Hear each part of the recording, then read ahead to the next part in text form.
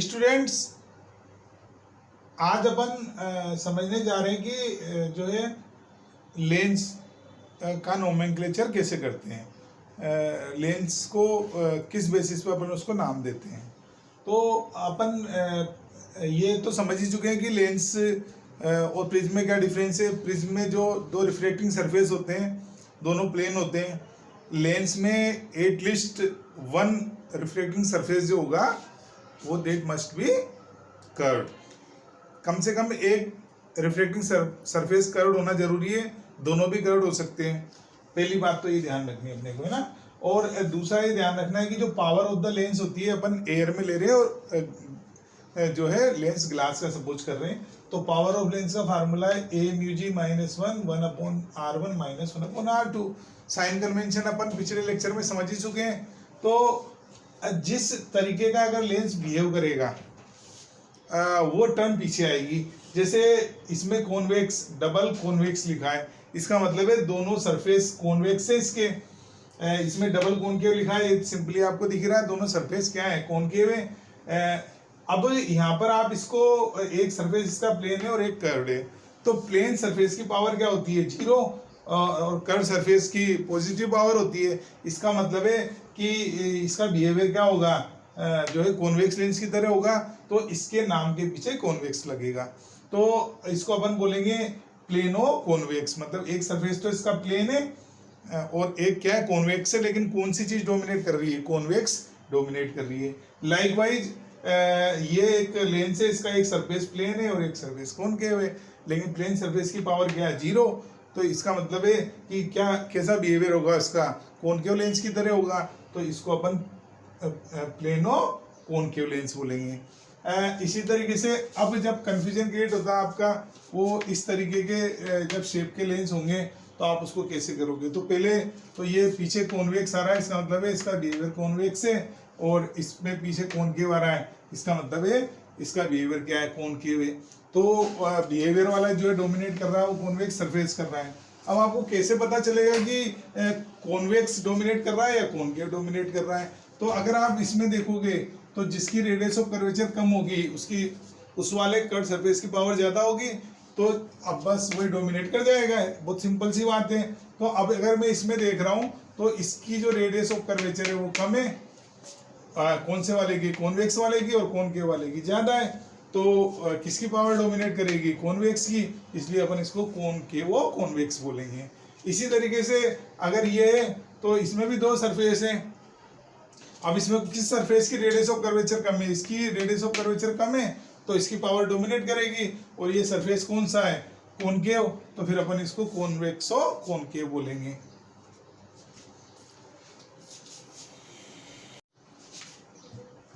Students, to make the concept more clear, here we took some more numerical example. तो यहाँ पर अपने एक इलस्ट्रेशन ले रखा है, that is question number 48 from HCB page number 415। तो यहाँ पर ये डबल कॉन्वेक्स लेंस दे रखा है उसने, और जो रिफ्लेक्टिव इंडेक्स है दैट इज 1.5। लेंस के मटेरियल का R1 दे रखा है R, और R2 कितना दे रखा है 2R, लेकिन डबल कॉन्वेक्स है तो साइन कन्वेंशन से क्या हो जाएगा, R2 इक्वल टू -2R हो जाएगा, और फोकल लेंथ 25 सेंटीमीटर गिवन है। अब वो अपने से कह रहा है कि radius of curvature find out करनी है। तो हियर भी write the formula 1/f equal to a mu ji minus 1 bracket में 1/R1 माइनस 1/R2। तो 1/f जो है वो f कितना है 25, ए म्यू जी कितना है 1.5 माइनस 1/R माइनस 2R। सो 1/2f का इक्वल हो गया 1/2/1/R प्लस 1/2R, और इसको अपन ने सोल्व कर लिया। As such we get R1 equal to 18.75 centimetre, और R2 का इक्वल है -2R के, और -2R कितना हो गया 37.5 सेंटीमीटर हो गया। और माइनस ये बता रहा है कि दूसरा सरफेस, उसका साइन कन्वेंशन बता रहा है कि उसकी रेडियस ऑफ कर्वेचर पॉजिटिव है या नेगेटिव है।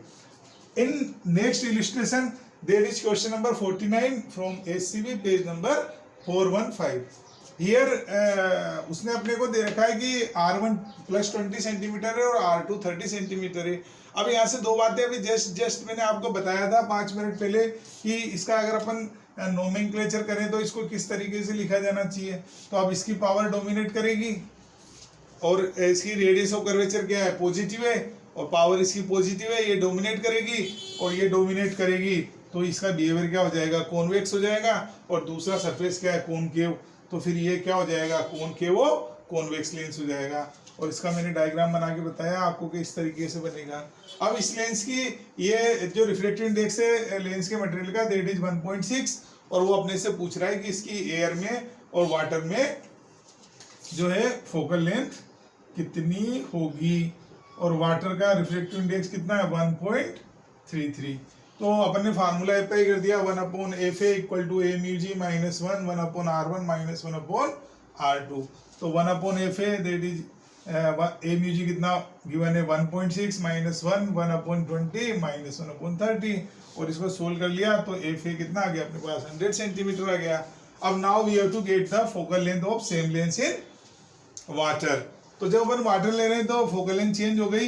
क्यों चेंज हो गई, क्योंकि ये जो मीडियम का रिफ्लेक्टिव इंडेक्स था वो चेंज हो गया। Now it becomes W mu g - 1 1/R1 - 1/R2। अब W mu g को किस तरीके से लिख सकते हैं अपन, A mu g / A mu W - 1 1/R1 - 1/R2 that is 1.6 that is 4/3 - 1 1/20 - 1/30। और जब अपन इसको ऊपर ले जाएंगे तो ये 4.8 हो जाएगा, और एलसीएम लेने से क्या बचेगा अपने पास जो ये 4.8 हो गया, और इससे 4 से डिवाइड कर दिया अपन ने तो दैट इज 1.2 - 1, और इधर एलसीएम ले लिया तो दैट इज 3 - 2/60, और इसको सोल्व कर दिया तो फोकल लेंथ कितनी हो गई 300 सेंटीमीटर। स्टूडेंट्स, अब अपन बहुत ही इम्पोर्टेंट टॉपिक कवर करने जा रहे हैं, और इस टॉपिक पे बहुत बार कॉम्पिटिटिव एग्जाम में क्वेश्चन पूछे जाते हैं।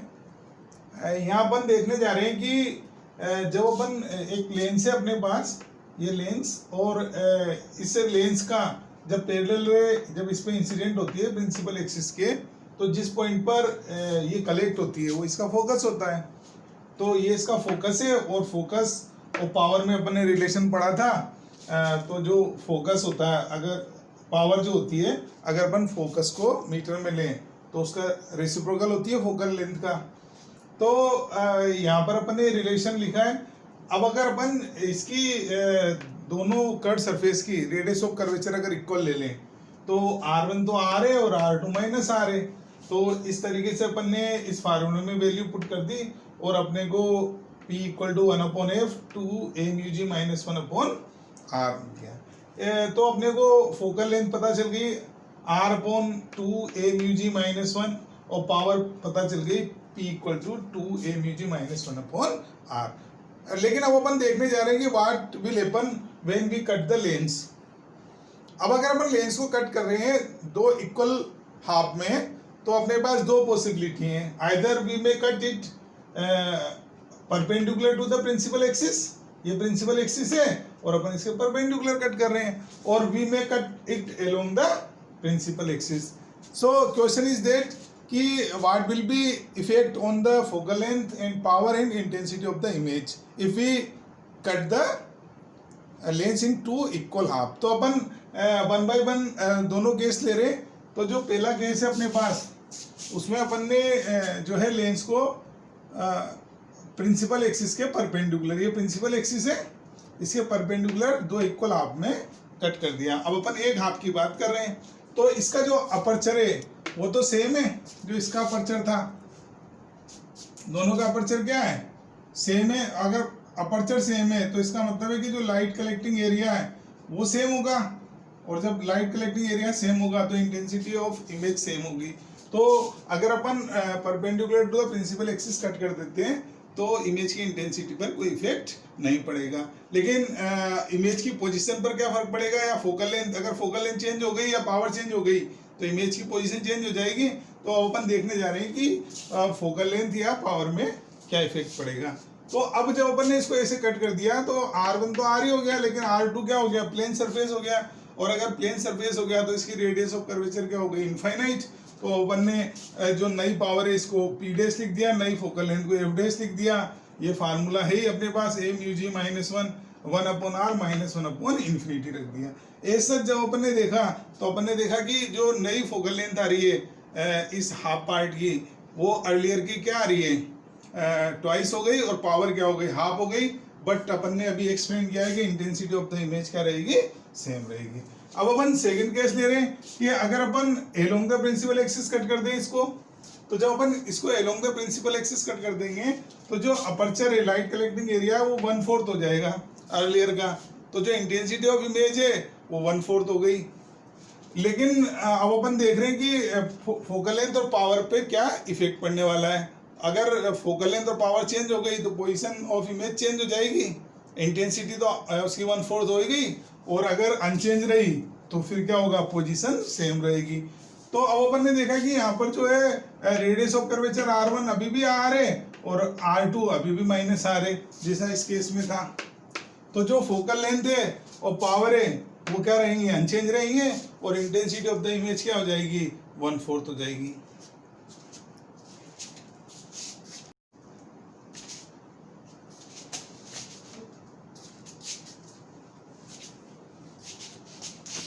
स्टूडेंट्स, आपको अगर ये लेक्चर पसंद आया हो तो आप इसको लाइक करें, चैनल को सब्सक्राइब करें और शेयर करें, ताकि ये मैक्सिमम स्टूडेंट्स को देखने को मिले और they will be benefited by the efforts of.